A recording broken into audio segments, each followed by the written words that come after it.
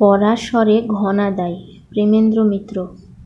পরাশর বনাম ঘনাদাও বলা যায়, বলা যায় ঠিকই, কিন্তু মেলানো যায় কি?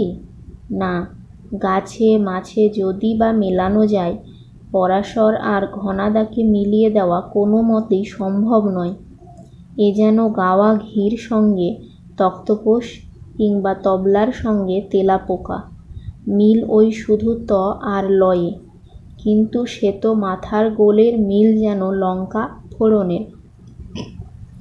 হাঁচি শুনে হেঁসেলের চালে চামচিকের বাসা খোঁজা। যে দুজনকে মেলাতে চাচ্ছি তাদের ঠিকানা নিয়েই তো গণ্ডগোল। আমাদের ইনি তো থাকেন বনমালী নস্করের ৭২ নম্বরে, আর অন্যজন শুনেছি কোথায় সেই খিদিরপুরে। খিদিরপুরের কোথায় কোন পাড়ার কোন গলি বা মহল্লায় তার কিছুই জানা নেই। জানবার উপায়ই বা কী? না না, হঠাৎ খেয়াল হয়েছে যে উপায় একটা আছে। এ ভরসাটা আর কেউ নয়, শিবুই দিয়েছে। উপায়টা কি? জিজ্ঞাসা করেছি আমরা।